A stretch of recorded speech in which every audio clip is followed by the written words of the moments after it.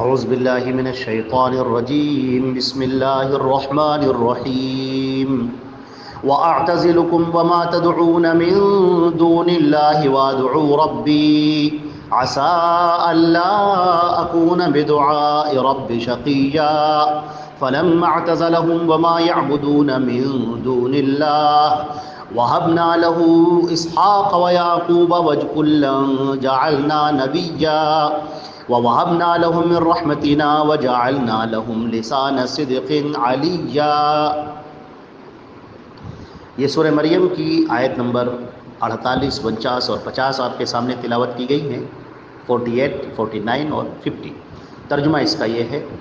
کہ اور میں چھوڑ رہا ہوں تم کو اور اللہ کے علاوہ تم جن کی بھی عبادت کرتے ہو، اور میں اپنے رب کو پکارتا ہوں، اور قریب ہے کہ میں اپنے رب کو پکار کر نامراد نہ رہوں۔ تو جب انہوں نے ان کو چھوڑ دیا اور اللہ کے علاوہ وہ جن کی عبادت کرتے تھے ان کو، تو ہم نے انہیں اسحاق اور یعقوب دیے، اور ہر ایک کو ہم نے نبی بنایا، اور ہم نے ان کو اپنی رحمت میں سے عطا کیا، اور ہم نے ان کے لیے پائیدار ذکر کو باقی رکھا۔ حضرت ابراہیم علیہ السلام کا جو یہ تذکرہ چل رہا ہے، اور حضرت ابراہیم علیہ السلام کو قرآن پاک میں امت کہا گیا ہے، کان ابراہیم امتاً قانتاً۔ ابراہیم علیہ السلام کو مکمل ایک امت کہا گیا ہے۔ ان کے اندر جو حوصلہ تھا، جو ہمت تھی، جو لگن تھی، اور دعوت کے لیے جو جم جانے کا جو جذبہ تھا، اس کی مثال قرآن پاک میں پیش کی گئی ہے، اور وہ ابو الانبیاء ہیں،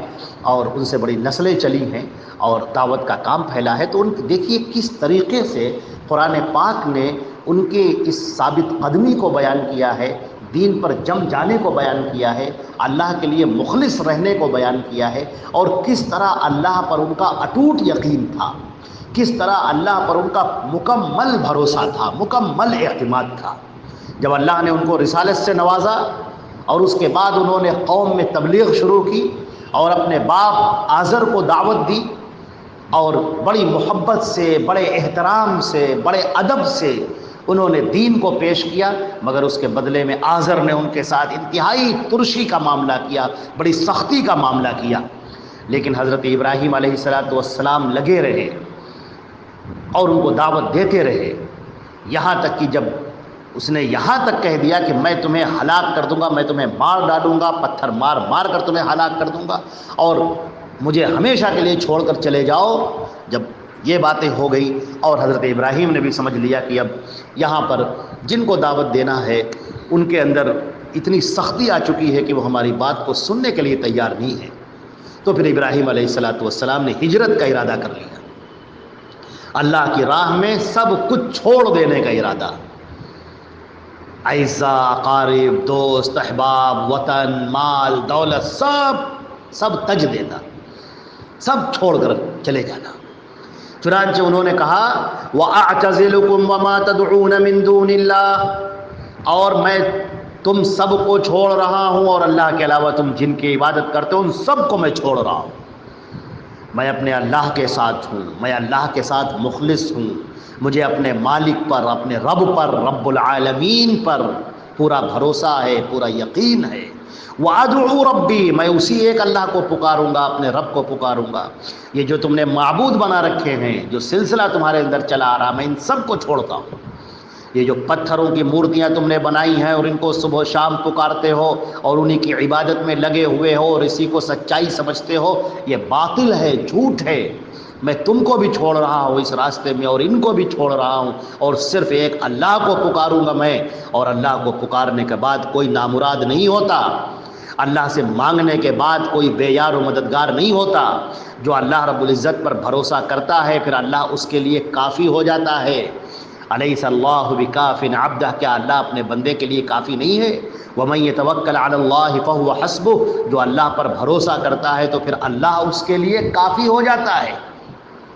اور حضرت نبی کریم حضرت محمد مصطفیٰ صلی اللہ علیہ وسلم نے فرمایا تھا احفظ اللہ تجدہ تجاہک، تو ہمیشہ اللہ کو یاد رکھ، اللہ کو ہمیشہ اپنے سامنے پائے گا۔ اللہ کی مدد کو، اس کی نصرت کو، اس کی عنایت کو ہمیشہ اپنے سامنے پائے گا۔ بس تیرا دل اللہ کے ذکر سے خالی نہ رہے، تو پکار تو اسی کو پکار، اور آواز دے تو اسی کو آواز دے، اور تیری جبین نیاز اگر خم ہو تو صرف ایک اللہ کے سامنے، تیرے سجدے اگر مچلے تو صرف ایک اللہ کے سامنے، تیری دعاؤں کے لیے اگر ہاتھ اٹھے تو صرف ایک اللہ کے لیے، تجھے پکارنا ہو تو صرف ایک اللہ کو پکار۔ اللہ رب العزت نے فرمایا ہے کہ فلما اعتزلہم، اور جب ابراہیم نے سب کو چھوڑ دیا، سب تج دیا، اپنے گھر کو، مکان کو، احباب کو، دوستوں کو، رشتہ داروں کو، اپنے گھر کو، سب کو چھوڑ دیا، اور اللہ کے علاوہ وہ جن کی عبادت کرتے تھے ان سب کو چھوڑ کر وہ نکل کھڑے ہوئے۔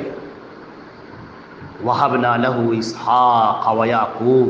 تو ہم نے انہیں اسحاق اور یعقوب سے نوازا، اور ہر ایک کو ہم نے نبی بنایا۔ یہاں پر جو تذکرہ ہے وہ محذوف ہے، اس لیے کہ ابراہیم کی شخصیت سے بھی لوگ واقف تھے، ان کے قصوں سے بھی واقف تھے، اور لوگ جانتے اس درمیان میں کتنے سال پوشیدہ ہیں۔ جب حضرت ابراہیم علیہ السلام وہ بابل چھوڑ کر نکلتے ہیں، وہ اس علاقے کو چھوڑ کر نکلتے ہیں اور ملک شام کی طرف جاتے ہیں، اور وہاں پر دعوت کا فریضہ انجام دیتے۔ آپ کے ساتھ آپ کی بیوی ہیں حضرت سارہ، آپ کے بھتیجے ہیں حضرت لوط جو اس وقت 10 سال کے تھے۔ بس اس روئے زمین پر یہی ایک قافلہ ہے، 2.5 لوگوں کا قافلہ، حضرت ابراہیم، ان کی بیوی حضرت سارہ،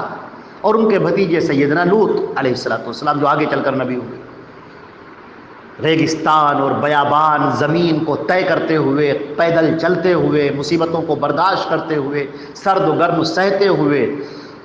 اللہ کی دعوت کو انجام دے رہے ہیں، اللہ کے پیغام کو پہنچا رہے ہیں، اور بدلے میں انہیں کیا مل رہا ہے؟ بدلے میں انہیں گالیاں مل رہی ہیں، بدلے میں انہیں الزامات مل رہے ہیں، بدلے میں انہیں لوگوں کی بے رخی مل رہی ہے، اور لوگوں کی بری بری باتیں مل رہی ہیں،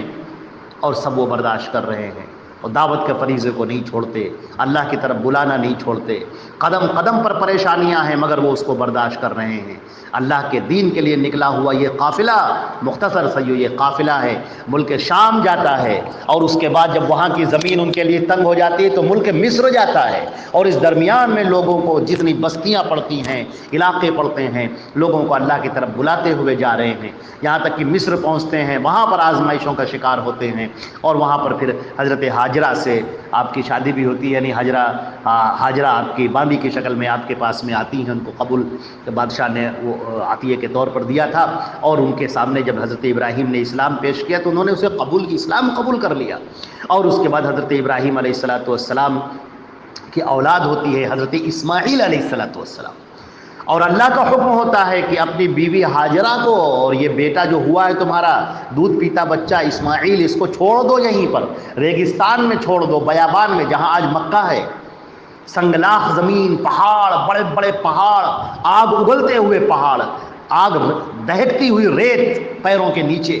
اور حکم ہوتا ہے اس بے آب و گیا زمین میں جہاں نہ آدمی ہے، نہ آدمزاد ہے، نہ کوئی گھاس ہے، نہ تنکا ہے، نہ پھل ہے، نہ پرندے، کچھ نہیں، نہ پانی، کچھ نہیں، حکم ہوتا ہے چھوڑ دو اپنی اولاد کو، اپنے اس بچے کو اور اپنی بیوی کو، اور وہ چل پڑتے۔ ابراہیم علیہ السلام نے وہ کر دکھایا جو اللہ نے ان کو حکم دیا تھا، ایک لمحے کے لیے جھجکے نہیں، ٹھٹکے نہیں، اور ان کی بیوی حضرت ہاجرہ جب پوچھتی ہیں کہ آپ ہمیں کہاں چھوڑ کر جا رہے ہیں، کیوں چھوڑ کر جا رہے ہیں، اور کچھ نہیں جواب دیتے، اور وہ پوچھتی ہیں کیا اللہ نے حکم دیا ہے؟ وہ کہتے ہیں ہاں، بس وہ خوش ہو جاتی ہیں کہ بس اذن لا یضیعنا، پھر اللہ ہمیں ضائع نہیں کرے گا، اللہ اپنے بندوں کو ضائع نہیں کرتا، اللہ اپنے بندوں کو دیکھتا ہے، اللہ اپنے بندوں کی عنایت کرتا ہے، ان کو دیکھتا ہے، ان کو عطا کرتا ہے، اپنے بندوں کو ضائع نہیں کرتا۔ اور پھر ابراہیم علیہ السلام فلسطین چلے جاتے ہیں، اور فلسطین میں اللہ ان کو ٹھکانہ دیتا ہے، اور وہ چیز عطا کرتا ہے جو انہوں نے سوچا بھی نہیں تھا۔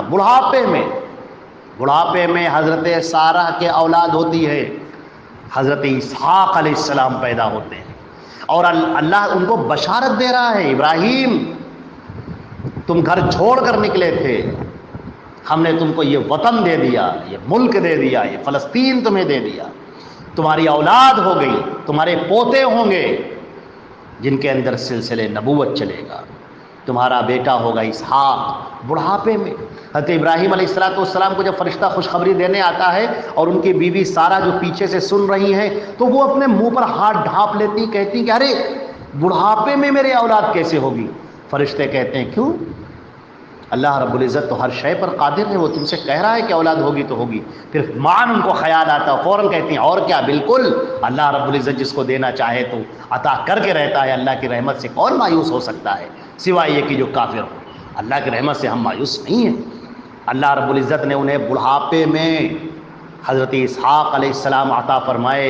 اور یہ بھی بتایا کہ اس اسحاق کے بعد اس کا بیٹا ہوگا یعقوب تمہارا پوتا، اور ان کو ہم نبی بنائیں گے، اور یہ سلسلے نبوت چل پڑا۔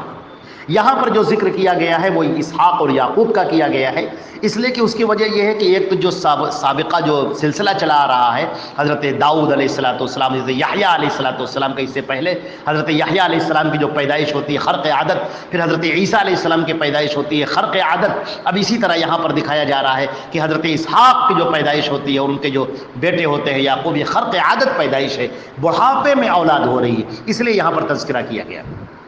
اور ایک وجہ اور یہ بھی ہے کہ فلسطین کے اندر حضرت ابراہیم علیہ السلام رہ رہے ہیں، اور ان کے ساتھ ان کے بیٹے اسحاق بھی ہیں اور ان کے پوتے یعقوب بھی ہیں، جبکہ حضرت اسماعیل علیہ السلام وہ مکے میں رہ رہے ہیں، یعنی وہ مکے سے ان کی پوری نسل چلتی ہے۔ اور آپ کو یہ ہم بتا دیں کہ حضرت اسماعیل علیہ السلام نبی ہوئے ہیں، اور اس کے بعد پھر ادھر نبوت کا سلسلہ نہیں رہا ہے۔ اب جو بھی نبی ہوئے وہ حضرت اسحاق اور یعقوب کے اولاد میں ہوئے، جو بنی یعقوب علیہ السلام کا نام اسرائیل تھا تو یہ بنی اسرائیل کہلائے، تو یہ بنی اسرائیل میں نبی ہوئے۔ اور حضرت اسماعیل علیہ السلام کے اولاد میں آخر میں حضرت محمد مصطفیٰ صلی اللہ علیہ وسلم ہوتے ہیں، خاتم النبیین۔ حضرت محمد مصطفیٰ صلی اللہ علیہ وسلم وہ حضرت اسماعیل علیہ السلام کے اولاد میں، اور ادھر باقی سارے انبیاء بنی اسرائیل کے اولاد میں۔ تو یہاں پر اس لیے بھی ان کا تذکرہ کیا گیا، اسحاق اور یعقوب کا تذکرہ کیا گیا ہے، اور اسماعیل علیہ السلام کا تذکرہ آگے آ رہا ہے اور تفصیل سے آ رہا ہے۔ اللہ نے فرمایا کہ ہم نے ان کو نبی بنایا،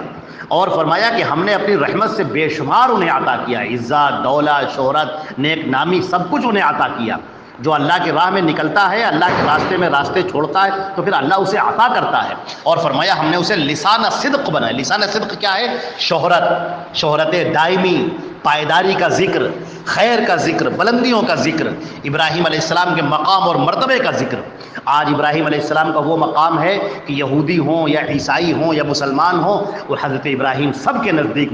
محترم ہیں، اور مسلمانوں کے ہاں تو ان کے اوپر باقاعدہ آل ابراہیم، ان پر دعا پڑھی جاتی، درود پڑھا جاتا ہے، اللہم صلی علی محمد وعلی آل محمد کما صلیت علی ابراہیم وعلی آل ابراہیم۔ اور حضرت ابراہیم علیہ السلام اور ان کی آل پر درود پڑھا جاتا ہے۔ تو حضرت ابراہیم علیہ السلام